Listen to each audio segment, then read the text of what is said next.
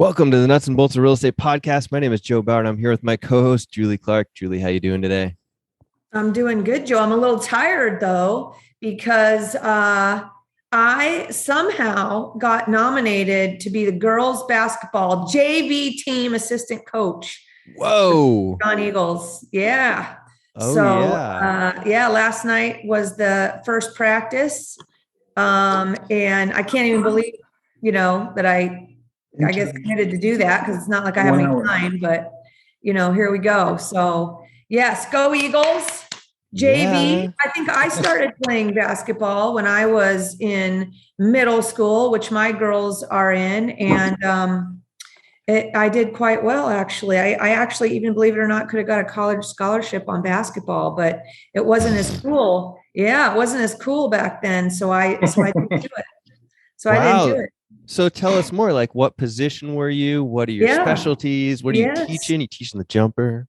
Oh yeah, I was my specialty. I was the point guard. And yes, so because they have no clue, they can barely dribble the ball. They dribble it like up to their nose. You know what I mean? Yep. We're just going to go with some basics, like how to dribble the ball and not, travel and all that kind of stuff.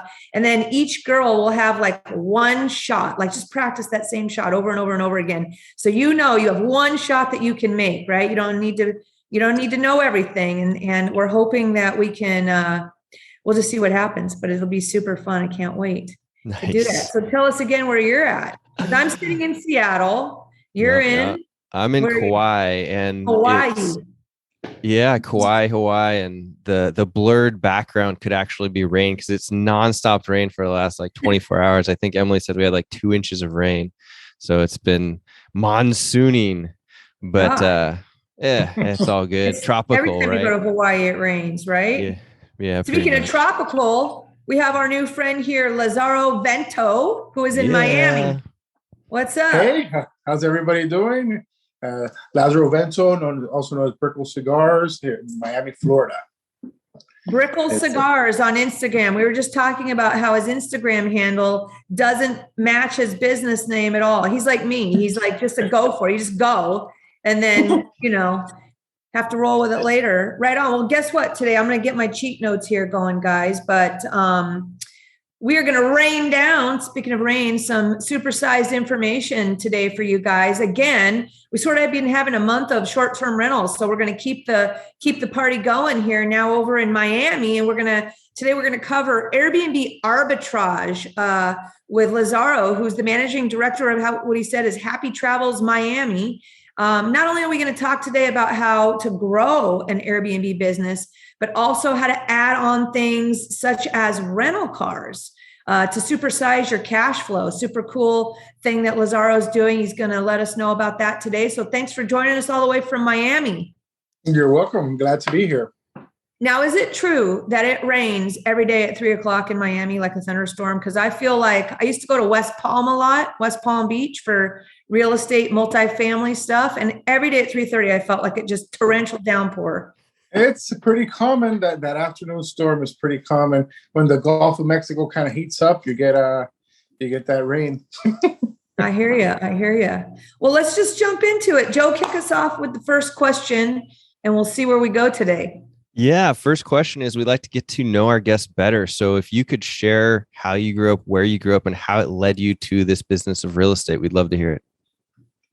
Sure. So I was born in Cuba, but I grew up here in Miami. I pretty much never left South Florida. I actually worked in the car business most of my life since I was 21. I got recruited to work for Rolls-Royce of North America as a product specialist and a Bugatti product specialist as well. And I did, along with BMW stuff as well. And I did that job. The only way I got that job is somebody else had died. So they were like those jobs like people keep till they die or they go off into the sunset. At that point, they were looking for a young guy that spoke Spanish, and you had to look good in a suit, and that's what they were looking for. And the company hired me because I spoke Spanish, and they spent a lot of money training me because I was just a kid from the streets of Miami, and like voice training, all kinds of stuff. So Wow. just to get it just right. And I did that. I did that job until I was like 34 years old. And around that time, I started like evaluating my life. I mean, at 21, I was making like 300K a year, and I thought I had the world, under control, driving nice cars and kind of living the Miami lifestyle. But that type of stuff gets old pretty quick, especially, you do it in your 20s. Once you get to your 30s, you start wondering, like, what's going to happen when I'm 60? And that was kind of one of my fears, because like a lot of the guys that worked with me were much older than me. And, they've been divorced 3 or 4 times. And it wasn't like the best environment. And so interesting. We didn't know you were going to say all this. I feel like we're having like a kind of like an intervention, like, hey, everybody, money's not everything to make you happy, moment here. Thank you. Well, that's an important thing. I started looking for something else, like anything else. So I started reading books, and one of the books that really like struck my fancy was The 4-Hour Workweek by Timothy Ferriss. That's one of the books that along with The Richest Man in Babylon, I read those 2 books, and I was like, and there was a specific like story in the 4-Hour Workweek that I decided right then and there I was going to quit my job. Like I was like, what's the worst? Because that story is like, what's the worst that could happen? And I was fairly successful in that business, so I figured, well, nothing really bad could happen. So the reason why my name is Brickle Cigars is because I decided I like cigars, and I said, well, why don't I open up a cigar shop? And I'm like, that should be good. I had some money saved up, so I thought I was pretty bulletproof. I think I had a little bit over $2 million saved up at that point. And I did a build out, and I quit my job. They thought I had some kind of nervous breakdown because nobody ever quits a job. And they told me, look, you probably just need some time off. We're not going to do anything. Come back like in 6 months. Like some guys, that had happened to a lot of guys. So some of them would just disappear for 6 months or a year, and then would come back fresh. They figured that's what was going to happen to me. But I started the cigar company, and that cigar company gave me nothing but pain.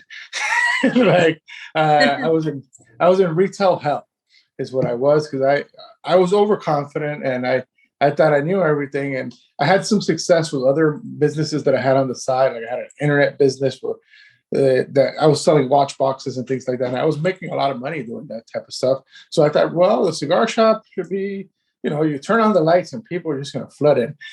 And that just, it never happened. Like I was burning through capital at an astonishing rate, and I wasn't really like earning anything because I didn't have a job anymore. So I was depleting my money, and that went on for a couple years until I was flat broke.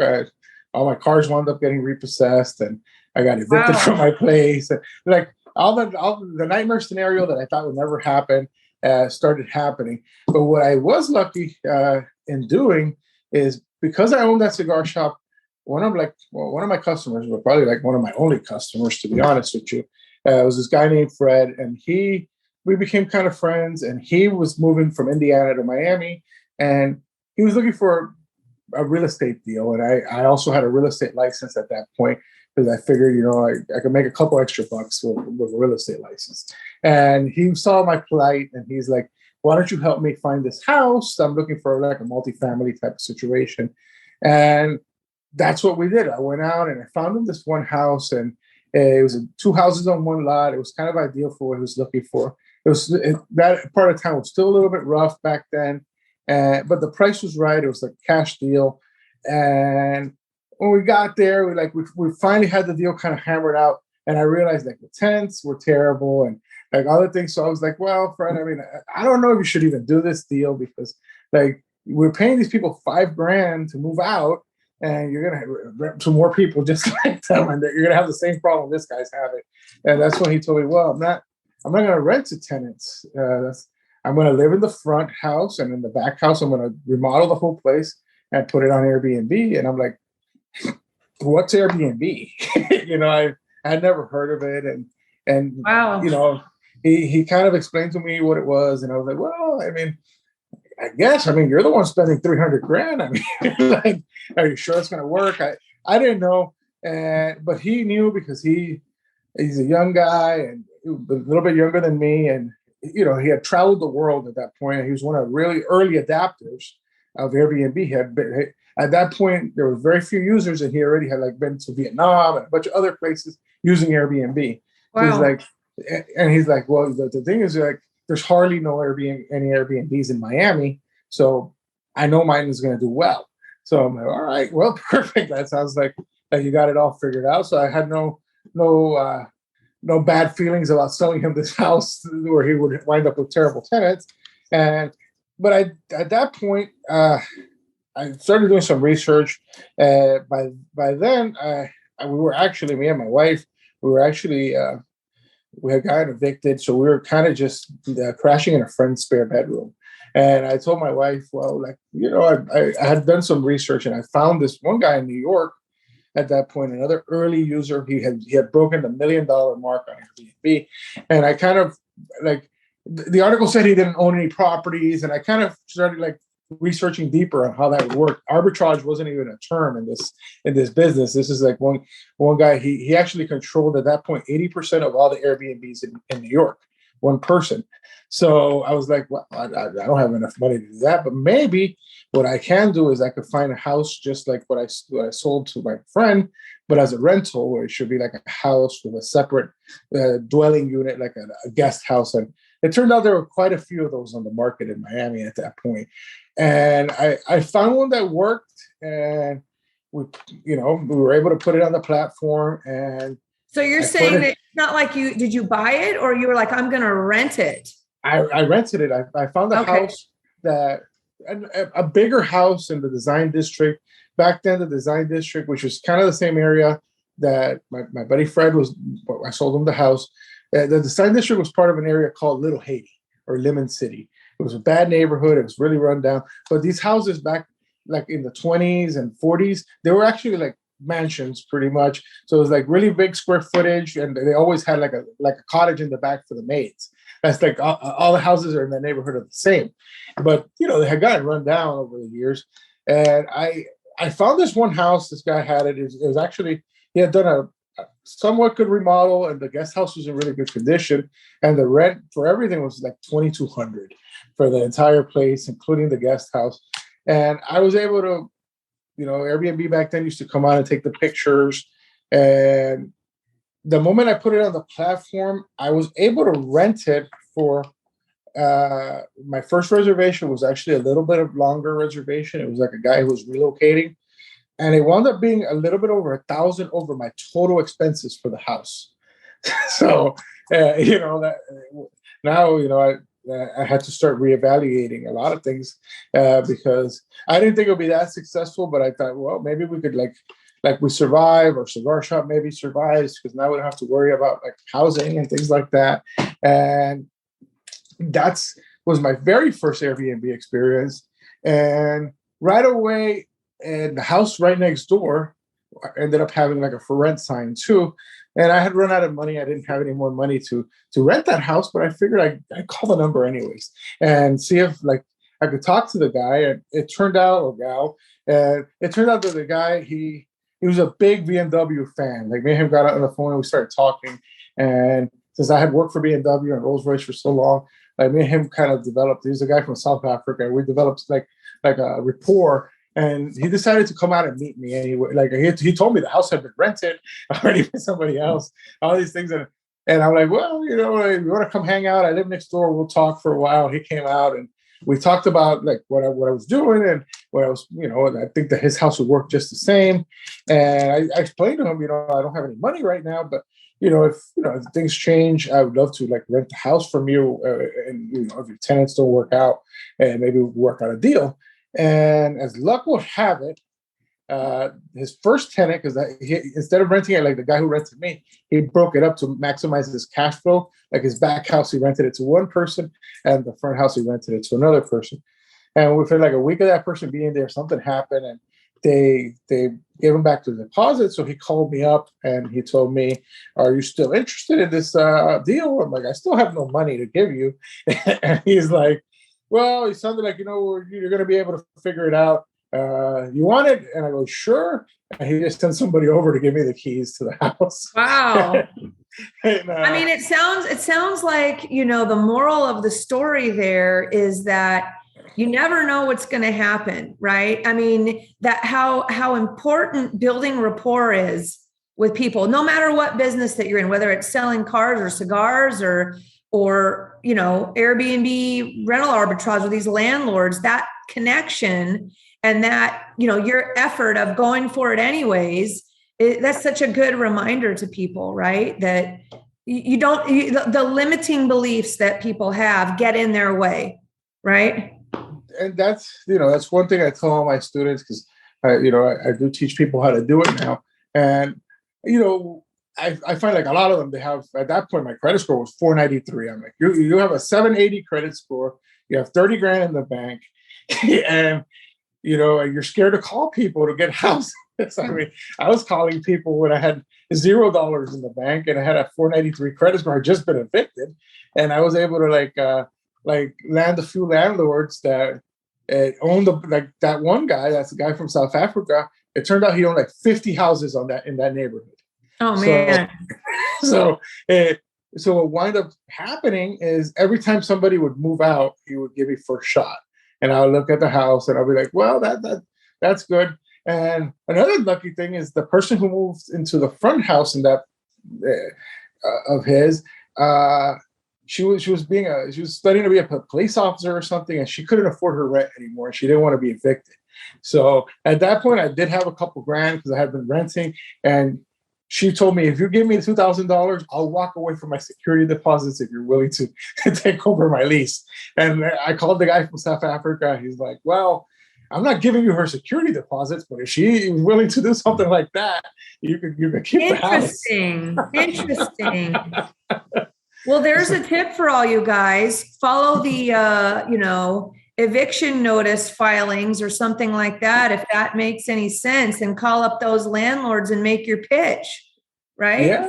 Yeah. I mean, right when they're feeling irritated about the whole thing. Let's talk about that for a second. First of all, I want to back up for a second so everybody can follow us. What exactly is what we're talking about is Airbnb arbitrage. You're not buying these properties, you're renting them. So we'll just scoot it back here and tell us exactly, for those that aren't sure, what your business is, the Airbnb arbitrage. So it's a pretty simple business. Basically, what we're doing is we're taking a property and we do a standard lease. One thing I also started early on, because a lot of people, they think they're secret agents. So they won't tell a landlord anything and try to put their property on Airbnb. And then they wonder why they don't have any success, because the guy finds out and he evicts you. Early on, like every single one of them, I always told them, "Hey, we're going to do Airbnb. We agree on a base rent. Let's say your base rent is $2,000 a month, just to have an easy number. And then you look on Airbnb and you see that you can rent that property for $250 a night or something, or $200 a night. So now you have a spread between the base rent and the nightly rate. And that's the arbitrage play, where you're making over the rent. And another thing that we do with these landlords is we also, as an additional incentive in arbitrage, is we tell them we'll take care of some of the standard maintenance that most tenants don't take care of, up to a few $100 as a sweetener to make these landlords transition over to us. Because how do you if what's the minimum spread you're looking for? Because if it's not booked every night, you got to pay your $2,000 a month for sure. So if it's not booked every month, do you use well, I know that I'll have it occupied 85% of the time or 90% of the time, or that's the formula right there. Like historically now, since we've been doing it for 7.5 years, we know that historically during the season, occupancy rates are in the 90s. In low seasons, you drop into the high 70s and 80s. So, you're like an 85% blended kind of occupancy overall. So you have to run your numbers based on maybe there's some months you're going to break even, especially in the low season.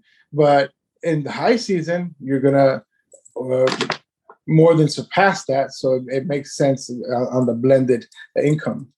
Does it make sense then when you're underwriting whether whether what the good rent is or how to negotiate, that you make sure that your whatever rent you're having to pay the landlord, the full monthly rent is, 78% or 80% of, that you can break even, so that if you're paying the landlord $2,000, that equates to about 78 or 80% of what you would expect on Airbnb for that year. You know what I mean? Well, it's like, especially early on when there was not that much competition, we would see like 3 times the rent on Airbnb. So it would be pretty high profit. Like we would say, like when we first started, like unreasonable rates of return. So like we would put in 1,500 and get out 4,500. So now, like as I'm doing it at scale with hundreds of units, like the base, like what I'm looking at as a base return per door is maybe on the low end about 900 to 1,200 a door. Now, that when you're doing stuff at scale, especially during the low season, that's what you're looking for, is like your base return. And in the high season, it could be triple that. So it could be like 3,600 a door, especially, if you're in a really nice building, or, certain properties. I've had penthouses that by themselves make 5 or 6 times the rent, just based on uniqueness. So, and the question a lot of people ask is, why wouldn't the landlord just do the short-term rental business themselves, right? And a lot of times it comes down to, like, look, that guy was in South Africa. He can't run a short-term rental business in Miami, even if he wanted to. And a lot of these landlords, especially if they have a whole bunch of properties like that, they're not going to operate a roving hotel. That's just not in their business model. They're just looking for a certain percentage of ROI on the money. And if you get to the landlords that are like that, it's fairly easy. Like, hey, I'll give you a sweetener. I'll give you $100 more than anybody else for your apartment, and I'll take care of maintenance. And that usually wins the deal 90% of the time. Are there 2 types of arbitrage? One where you pay a base rent and you collect the full premium, and the other is maybe a split. Maybe you have less, so that way you don't have the initial rent, like you share the profit with the landlord instead of keeping the full premium. Is there 2 types? My understanding. There is. Yeah. There is. That's more like what's called a management lease. So I do know a few people that do that model. Like one of my business partner, Adam, he does the management leases with certain people, and in certain buildings, that's actually the only way you could do it, because in Miami, there'll be buildings where there'll be a specific clause where it'll say only the property owner could do short-term rentals. Gotcha. As a renter, you can't. So then you have to be creative, and you'll be like, well, Joe owner doesn't want to like really do this business, but we'll be like, your standard rent is this, but let's do like a profit share scenario, and we both share the risk. And so a lot of the owners will do it, and then it forgoes that non-owner restriction. Gotcha. So what is the best type of landlord or owner to pursue for these types of pitches, I guess I'll say? Well, it depends where you are in your company or your process. Like if you're starting out, I always tell my students to concentrate on individual landlords, like the South African guy, because he's the decision maker, and he's going to make the decision just based on if he likes you or not. Now, where I'm at now, I deal more with like mid cap or high cap developers.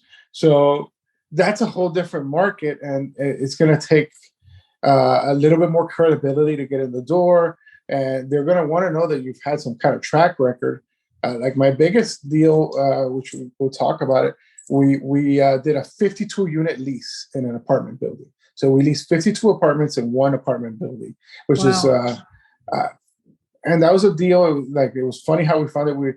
we were already expanding our business, and we were like, well, we're looking for something a little bigger. We want like a floor in an apartment building. Like let's look for that. And were like, we're having a hard time finding something like that. And I'm like, well, we gotta like keep our eyes open.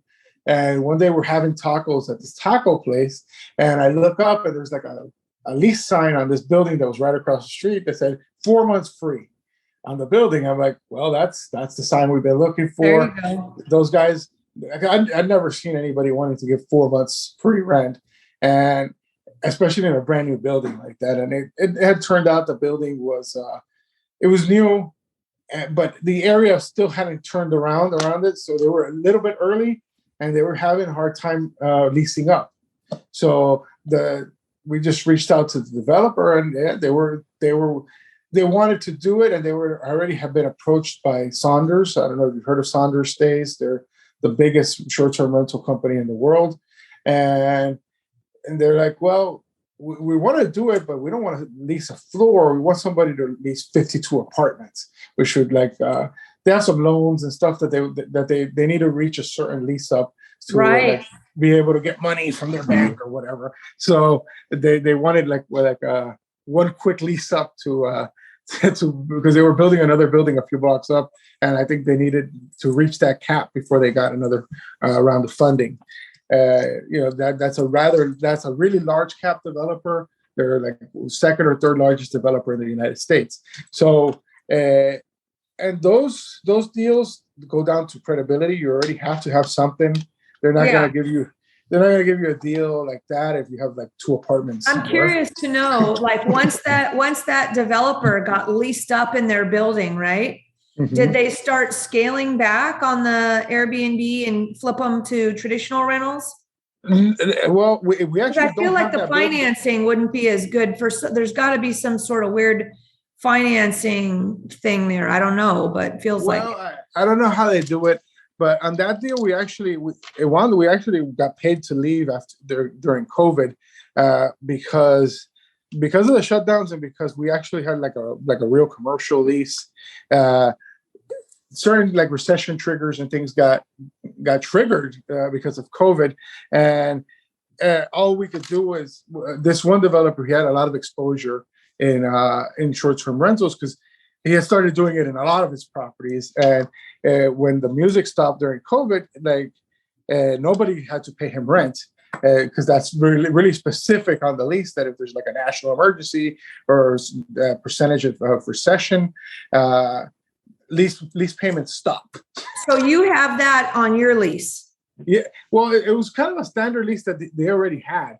And It made everybody feel comfortable. And the whole thing, he had been doing it for a long time. So none of those things had ever been triggered in like 10 years. So it was really comfortable giving a lease like that. And it made you feel real comfortable paying him a premium because, hey, if something really bad happens, you can walk away and not pay. And it never had happened. And let me ask you a question. Have you now worked that language, now that knowing that happened, into your own leases with other even smaller situations? Yeah, you need to have stuff like that in your leases. Just national emergency clause and things like that, just so you have a way out of a situation like that. Because our rent there was $150,000 a month. Hey guys, it's Julie here with a quick break from the show to discuss an opportunity some of you may have interest in, which is to work more closely with me. On almost a daily basis, I get calls from investors and brokers, both new and experienced, asking me for guidance or advice. I love helping you guys out, and it keeps me on my toes too. So with that said, I wanted to let you know that I have a private broker coaching community called the VIP Education Community. And the best part is that it's 100% free. That's right, it's free to join. So whether you're a traditional broker or a broker investor, my VIP education community offers personalized one-on-one coaching from not just me, but also from my experienced broker friends with expertise in all disciplines of real estate and real estate investing.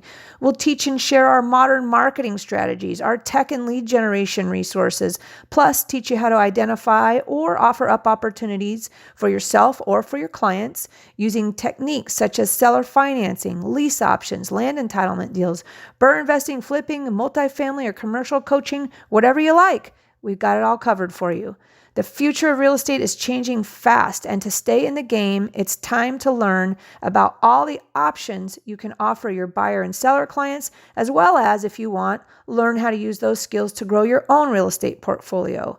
If you'd like more details about joining my VIP education community, reach out to me at julie@seattleinvestorsclub.com or text me at 206-910-2985 or just send me a Facebook message. My new favorite phrase is community equals confidence. So let's navigate the future of real estate together. Now, back to the show. Well, let's back it up because that story is probably something that's not relatable to everybody until they get to, a certain point. So I'm going to back it up a little bit and, talk about like how you find these properties. Like we said, maybe like you said, that's, how would you find just a regular old getting started? If you were getting started, what do you tell people to do to find properties? My favorite model, is driving for dollars. Like I tell a lot of my students, find your neighborhood and drive around. There's usually there's a few things that you can do: driving for dollars, or you have to recruit a few agents. Your first thing is drive for dollars. Like let's say you decided, you looked at Airbnb, and this area near you has demand. Drive around if you're looking at single families or like small buildings and see if anybody has a sign on their building and give them a call or their house. Would you say that something that's professionally managed by a property management company, I feel like the landlords who hire property management companies versus landlord, I'm going to say something probably opposite than you think I'm going to say. Mm-hmm. I feel like when I deal with, I'm a real estate broker myself. Okay. Mm-hmm. When I'm dealing with my clients that self-manage, for whatever reason, they are super cheap. Okay. Or they want to control everything, or they think they can do things better than, letting go and letting a management company. There's a lot of mom and pop. It's probably the opposite of what people think, that the mom and pop people who are using property management companies might be harder to work with or get access to than the mom and pops who self-manage. And I'm interested in your take on that, because I feel the self-managed people are actually less likely to let go of the control versus the people that are already let go of the control with a management company. It's just that, you got to cut a better deal with them. You got to pitch to them a better deal than they're getting at their management company. It's hands off is why they hired the management company, but they're paying a big fee and, they don't want to do the work, right? That seems to me like it would blend in well to the arbitrage business. Like, hey, I'm still going to handle everything for you. I'm even maybe going to cover a little bit of your costs. You don't even have to pay for property management, and you get hands off without the tenants and toilets. Well, that is something that you could definitely pitch for sure. Like my favorite type of developers, especially, are like middle of the road developers, guys that have, let's say, a few small buildings, like an 8-unit or a 12-unit. And usually those guys, if they have a couple, they're going to use a property manager, but it's going to be more like a family type situation where maybe like he has a girlfriend or like a family member is actually the property manager, and they'll act like some kind of gatekeeper. And the secret on those is try to figure out a way to meet that person that because again, the secret to this whole business is getting to the decision maker. Because especially if they have a few small buildings, they're going to think they're real big shots already. Like, hey, I have 40 units and I have a couple girlfriends. That's the way these guys think. And the girls or whoever answers the phone and they'll be like, oh, they're too busy. And you have to figure out a way to like, hey, like one guy, he had like a 36 unit building, and he had like, we called him a few times and he's like, nah. The girl was like, no, we're not going to do any Airbnb. That's crazy. And I'm like, but you have a sign on your building that's brand new that you'll take Section 8. That's crazy. Yeah. And, when I put it like that, I'm like, let's all meet. And as soon as we met the guy who actually built the building, he's like, well, I'm not going to give you a bunch, but I'll give you 3 to see if you could pay and see if this is as a headache for me. Because, he had other tenants in the building.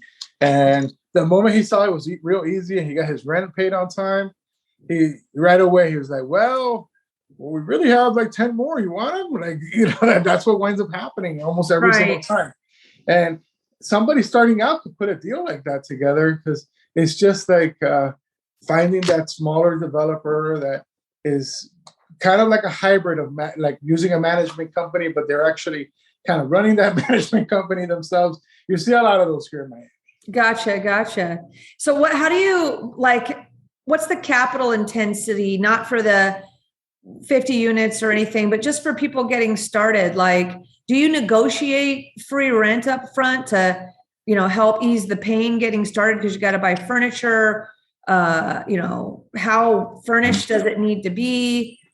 How do you protect against, that, or what do you do to help with the initial capital cost when you're getting started? That's one of the things that we try to do. Either there's a few things you can negotiate on, right? You don't ever really want to negotiate on the monthly rent amount, because that correlates directly with the value of their property, because they're using the income approach. So what you want to try to negotiate with is how much, in Miami, a lot of the landlords always wanted 3 months up front, first, last, and security. So try to get them to do it with just your first payment. Then you use what you normally would have used the securities to furnish the place, and now you're cash flowing pretty quickly. Now, if you get into smaller or mid-sized communities, a lot of times they have move-in specials. Like right now, I got a group of units that I'm working on that we're furnishing, where we're getting 1 month free as a bonus. So that helps us, if you look at it, because it costs, depending on the apartment size, $6,000 to $7,000 to furnish these places. And if the rent's $3,000 and they're giving me a month for free, a real month for free, because some communities, they'll tell you they're giving you a month for free, but it's really not real. They're like, well, it's because your rent's supposed to be $500 more or something. That I've seen a lot of that. But a true month for free would be you pay your first month, and your second month you have 0 monthly payment. That's a true month free, and that helps subsidize the cost of furnishing an apartment. And then you could get maybe a larger position, because instead of only getting 1, maybe you get 2 now. Or if you're thinking of 4, you could get 8, because you're saving some of those costs, and it's getting you in at a lower price point. So where's your risk? How do you lose money? For people getting started, because you're established, so it's a little bit different for you at this point, or maybe not, but what's the risk in the arbitrage business? I mean, obviously, let's put COVID aside and what happened with COVID, although maybe we shouldn't, because it could happen, again, here we are with another variant or whatever's going on, maybe putting something in your lease that maybe protects you in that sort of situation. But sort of putting that aside, where's your risk, or where's the risk for people on Airbnb or arbitrage? Well, I mean, it's really a low risk business because it's highly forecastable. That's what I really loved about doing this arbitrage business, is because once even if you're new, you could see what everybody else is earning. If you just do a little bit of easy math, when you look at the competitors on the platform, you'll be able to see how much they're renting per night and what percentage of nights they're booking just by looking on their calendar. So in that sense, it's one of the easiest business, because when I opened my cigar shop, I spent $300,000 before I knew I would make anything, and that was a bad idea. So in this business, if you're new, all you have to do is see what the competitors are doing, see where they are. How I expanded my business quite a bit is I actually found that there was one building that had a high number of Airbnbs early on. So I knew that building had to be allowing it somehow, right? Because and they weren't trying to hide where it was. It was just you would put the building name and it would show up on Airbnb. So that's research that you want to know. And I went over there and I wound up being able to, between me and one other guy, we leased like 35 apartments little by little, because nobody was even thinking about doing it at that scale at that point. And I got lucky. Back then, there was a company that would, I'm just sad for people that are starting now, but there was a company that would lend host money, like based on their hosting income. It was called Clearbank back then. And they started like reaching out to hosts that had, they said the largest host in the world. And at that point, I thought I was one of the largest hosts in the world because I had 8 properties, and these guys were reaching out to me and they're like, you're one of the biggest hosts in the world with your 8 properties. We're willing to send you $100,000 so you could grow your hosting business. I'm like, this has to be a scam. But they sent me the 100 and that's how I was there. Then I went in like a shopping spree in that one building where I was like getting unit after unit after unit. Because but does that company exist anymore, or any type of hosting lending companies exist anymore? I haven't seen any anymore. And it has to do with, look, the rate of interest on stuff like that is higher than it should be. It's not a standard loan, but like for somebody that I knew the returns, I was like, well, if I'm making, at that point, we were making 3 or 4 times the rent, and these guys are charging like a premium. I think it was like 15% on the money. Sounds crazy. It sounds like a lot, but I knew that with their $100,000, I could make 300. So like, right. It was a no-brainer mathematically for me. But I think it had to do with usury laws that those companies kind of went under, because it's still 15% on a really short-term loan, like a 6-month loan or something. Well, let's keep going here. So tell me about Turo. What is Turo? How do you use it? What tell us about that? Well, Turo is pretty interesting. I've gotten into Turo about 7 months ago now. And the way it works is kind of Airbnb for cars, really. Like basically what it basically boils down to be. And what I do is I go out and I finance a car, usually with no money down. And it's another arbitrage play. Let's say my payment's $600 a month or $700 a month, plus a $200 insurance. Now I have a fixed cost of $900. And I look, and the car rents for $100 a night on the Turo platform. Now we know if we get 20 nights, we doubled our monthly payment. And if you do it right, you get a good number of really good cars. And now you have to, you could like switch you could drive really nice cars for free. So there's a big win-win in that sense.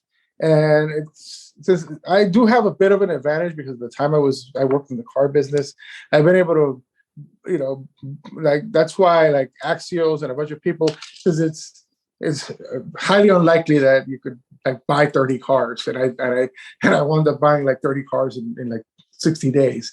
Do you attach those to your Airbnb somehow, or how does it blend that business together? How does that work? Yes. It's a great business to blend with the Airbnb business, because what I found is I use a software that kind of auto messages my guests.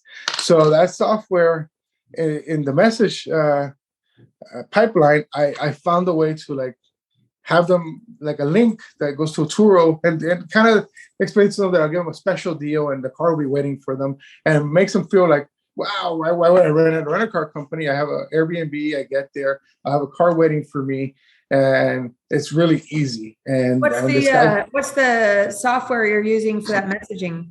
I use it used to be called Smart B&B. Now they changed their name to Hospitable. I don't know if you've heard of them. Okay. Yeah, they're very good, and it's a good software. Like it's one of the only reasons why we were able to scale our company as quickly as we did is because of that software, because it has a lot of AI tools in there that if you know how to use them, it really makes you superhuman. Like our company was basically 3 people, me, my wife, and my son.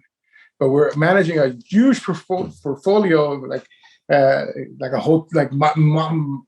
multiple hotels spread over different cities, and only 3 people were handling the message flow because like this bot. It's like anything you ask, it answers you. So what's my Wi-Fi? Boom, it just shoots it back to you. What's my parking space? It knows because those answers were all pre-programmed.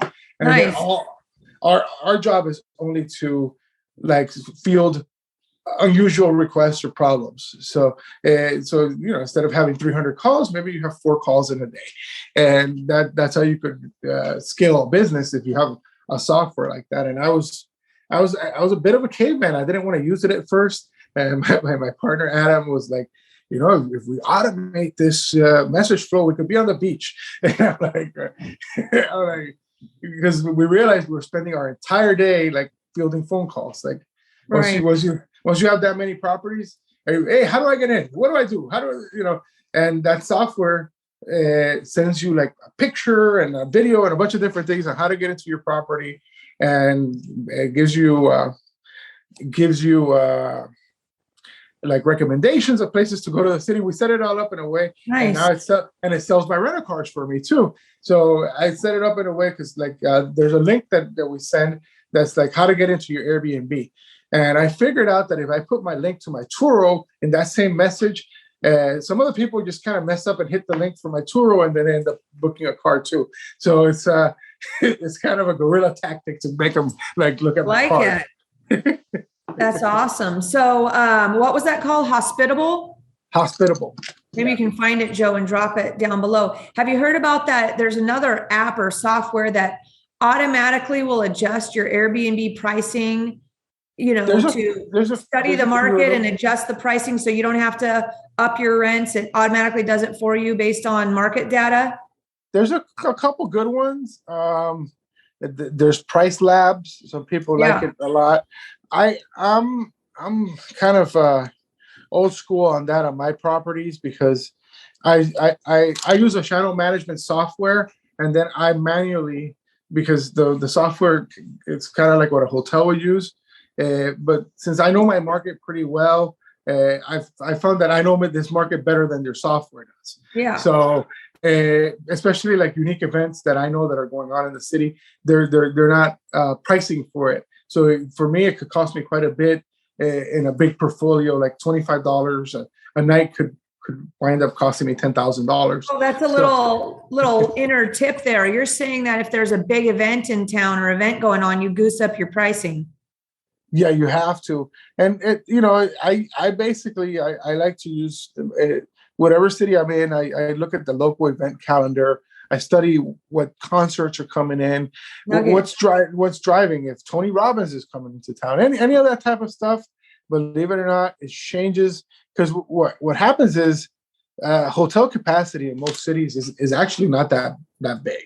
So if there's like a big event coming into town, usually those hotels have been pre-sold a year ago. So all of a sudden, the people that want to come, there are no hotels, so they go to Airbnb.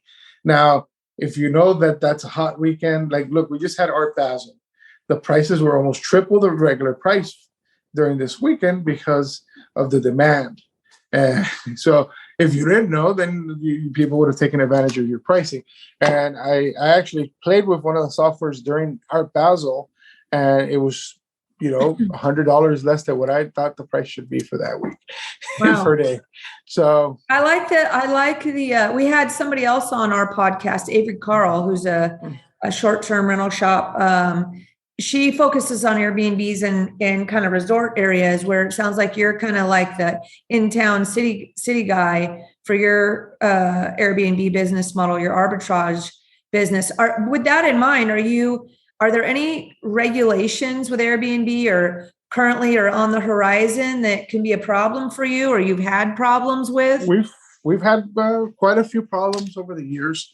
In the city of Miami specifically, early on, the hotel lobby, came after us and came after Airbnb, and I was actually one of the people that kind of spearheaded that. And Airbnb sued the city, and it became like a First Amendment case because what wound up happening is some of us spoke at a city hall meeting about short-term rentals, and because of us being there, they said that we ousted ourselves as illegal hotel operators, and they were going to come after us and fine us and all this. So it became trying to silence you from your First Amendment rights. And at the end, usually when it comes to in these cities, and it happened in Miami, it had to do with taxes. Because one of the things that was happening early on and why Airbnb was a little bit more profitable back then is because we didn't collect or remit any of the same hotel taxes that hotels do. So automatically you were 15 or 20% cheaper on a bigger place. And that was causing problems to the hotels. So when Airbnb went with the city and they said that they would collect the same taxes as a hotel, as long as you leave the host alone, that's all they wanted. And they've been doing that. Like, you as a host don't have to do anything. They just collect and remit all the money for you, and it's done. It's automatic. So there are some markets like Miami Beach that it's dangerous to host. There was at one point they were giving fines of up to $100,000 every time you host that you were caught. And people lost their houses and stuff over that. So the moral is you need to know what's going on in your market and research all that before you get started, right? That is correct. And look, talking about market conditions, like we've recently, over the last 7 months, we've started transitioning some of our business to the Tampa market, which is completely different. We're talking about this really like vacation-oriented market in Miami. The Tampa market is more of like a worker or longer term market. So every market is different. And I didn't know it would work over there, and especially because I started running into one thing that I had never run into is most of the buildings were telling us you can't do short stays. You can only do stays minimum of 30 days. So that's a completely different business model. So I was like, well, this is a risky proposition, but I was like, well, it's more like corporate housing. It is. It's a corporate housing model, and that city. But what I found is actually easier to run that business than it is to run my hotel business in Miami, because people that are doing corporate housing, you don't need as many housekeepers because the people are there for a long time. You don't need a lot of the moving parts that I have over here. I don't have over there. Well, there you go. You just told us what somebody's going to kick off a new startup. Instead of Airbnb for short-term stays, we're going to have some sort of site where people can rent out their place for long-term stays. Like, people are, instead of companies being corporate housing companies, maybe you're going to have individuals now be corporate housing individuals.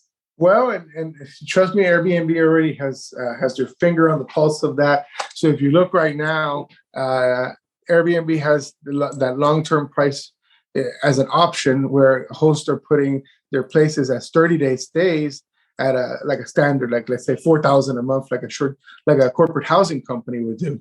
So they're already, because there are some people trying to move into that market, and Airbnb knows it. So I think they're trying to put them under before they get started. Interesting. And that corporate housing model is very profitable. And Airbnb bought Zeus Housing, which is one of the largest corporate housing companies in the world, and they know how, that's a very profitable business model. And I'm glad I got into it. Like I was a little scared, and I had to take a commitment of. I went over there and I took a commitment of 14 apartments from this one building, and it was that or nothing. And it was like some apartments that the Raptors were renting, and they were leaving back to Canada or something. And I happened to walk in. Sometimes I say I'd rather be lucky than good, because I walked in the day that they had already said that they were not renewing their leases, and this building was like, oh, what do we do now? We have 14 apartments vacant. It's going to take us a few months. And I happened to walk in that day, and I qualified to the same as the Raptors to take that group of apartments. Well, let's wrap it up here. What would be like a couple do's and don'ts on Airbnb? Do you have any quick, for the person just getting started?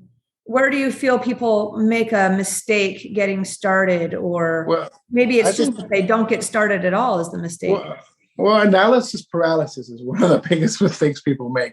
Like, instead of taking action, like look, I took action and took a big risk taking 14 or 15 apartments over there. Most people, their first mistake is they don't take that first step. And a lot of times, unfortunately, the ones that don't tell the landlord what they're doing, and then their business is dead before it even gets going. So those are two things, like taking action and being upfront about your business model. Don't be afraid. I mean, I'd rather them tell me no. And that way I didn't waste 2 weeks of my time furnishing this place to then get kicked out. Another thing is, using the tools, the free tools when you're starting, like we were talking about. Look at your market, see what's hot. I mean, what I found is that almost any market, and this is something I run into. A lot of students are like, "Whoa, I want to get Airbnbs in Miami because I live, in a small area, in a small town, USA." And I look on Airbnb in their area, and there's like 3 or 4 people that their calendars are deeply booked, and I'm like, why don't you concentrate it? Like, you're going to come out halfway across the country when there are people doing good right where you are. So always start in your backyard. It's always easier. That way you learn. And maybe this isn't for you, and you definitely don't want to have to come all the way to Florida to find out you don't want to do this. What's the capital cost to get started then? It's full month's rent plus a cushion, maybe a month or 2 in the furniture, or? I mean, well, when I first started, we didn't have much of a cushion. We were, we either fail or win. So, but if somebody, that has a little money, I mean, you could start with, depending on your market, there's places where you could get a nice apartment. Like, we just got some apartments in Charlotte, North Carolina, and the rent's only like $1,400, and that's all we had to give them to get a new apartment. And then it cost us a couple grand to furnish it. So you don't need a whole lot of money. I mean, in a situation like that, if you had like $8 grand, that gives you enough reserves in case it takes you a little bit, because you're not as nimble as I am to get the place listed quickly. Because one thing you got to be always on top of is your holding costs. Holding costs are your rent and expenses divided by the number of days. So if they didn't give you any free time on the front end, and they gave you the keys, every day that's going by is costing you $50 or $70 or whatever, depending on what your rent and expenses are. So one of the main secrets that I learned is furnishing these places quickly, and standardizing your process really helps in being able to do that. Do you how much lead time would it be ideal to have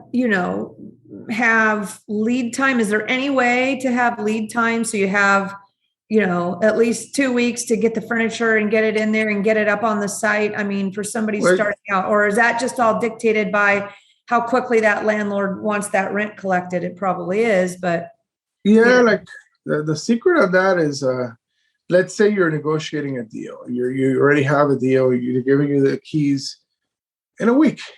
You should already be ordering your furniture from Amazon or wherever you're going to be ordering your stuff. That way it arrives the day you move in, and your team could start furnishing almost immediately. Because if every day is costing you $70 and you ordered your furniture the day they gave you the keys, you just lost $400. And so it's about being organized. And I use a service called TaskRabbit, which is just people who can build furniture for you, and it's fairly inexpensive. I mean, you get somebody for $35 an hour that knows how to build stuff, and you could build out. Like this weekend, we built out 2 apartments over the weekend, fully furnished them, ready to go in 2 days. So, how about utilities?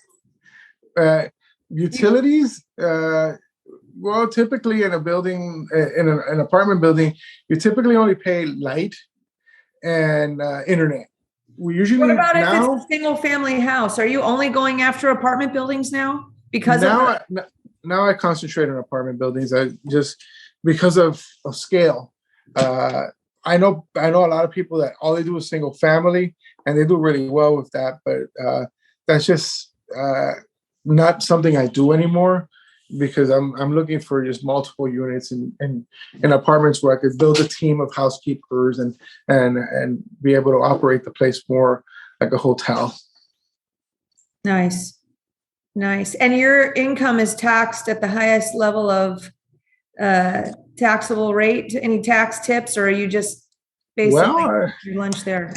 I'm doing pretty good on taxes. I mean, like when you do this right, you definitely do have a lot of write-offs. Like last year, I personally only paid like $4,000 in taxes, and when I was a W-2 employee making $300,000 or $400,000 a year, I was subject to the minimum alternative tax. I mean, some of your viewers may know this or not, but if you're a W-2 employee, that's the worst position to be in. Is once you surpass like $180,000 a year, it doesn't matter what you write off, you still have to pay a certain amount in taxes. And me as a business owner, like I'm writing off all these rents and all these employees and cars and everything else, and I take depreciation and I take a whole bunch of other stuff. So I wind up not paying nearly as much taxes on like a 7-figure income. Gotcha. Well, that's all good stuff. We could probably go a whole nother hour on that subject, but we're going to wrap it up here. Well, thanks for joining us today. This has been interesting because it's, the other side of the coin versus the vacation rental properties. It's more of the, I'm now you've piqued my interest about the corporate housing model. I feel like I want to follow that to see what's going on there, because it does feel like for some reason there, in some ways it could be, I don't know, are the premiums you can get with a corporate housing model lower or higher or the same as the Airbnb short-term model? It all depends. I mean, it may be a little bit lighter, but you don't have the expenses. So the income is pretty much equal. And in those corporate housing situations, we found a lot of subsections that we didn't know existed until we started doing it. Like medical, where we are in that building, there's a hospital nearby. So we got one transplant patient that then turned us on to the transplant coordinator at the hospital. And those are, long stays, and they're paid by an insurance company. And usually if it's a kidney transplant or something, it's a double whammy for you, because you get the recipient and the donor, but both need a place to stay. So like these are like subsections of that business that until you start doing it, you wouldn't have found out that's even a thing. And it's far more profitable doing that type of situation than it is dealing with a bunch of vacationers. So that's just another tip. There you go, guys. You heard it first here. The new wave of real estate investing is going to be corporate rentals by individuals. Who knows? We'll see. Well, awesome. Good stuff, boy. I do have a YouTube, but it's not my primary. On YouTube, I'm B&B Millions, but most of the people follow me on Instagram, and I have a vast library of information on there. Awesome. Well, good stuff. I'll have to come knock on your door or stay at one of your rentals next time I come to Miami, right? Come on down. Awesome stuff. Well, good stuff. Hey, Joe, where can everybody find the details of today's podcast? Yeah, everybody can get to all the show notes that we've taken and all the links that have been mentioned today by going to SeattleInvestorsClub.com/155. That's SeattleInvestorsClub.com/155. Or if you're watching this on YouTube, you can just look down in the comments or the notes section below. Awesome, guys. Well, we appreciate you joining us today, and we will catch you next time. Over and out. All right. Bye. Thanks for listening to the Seattle Investors Club podcast. If you have questions that you'd like to have answered on the show, shoot us an email at info@SeattleInvestorsClub.com. Now go out, take that action, and build that real estate business. Thanks for listening.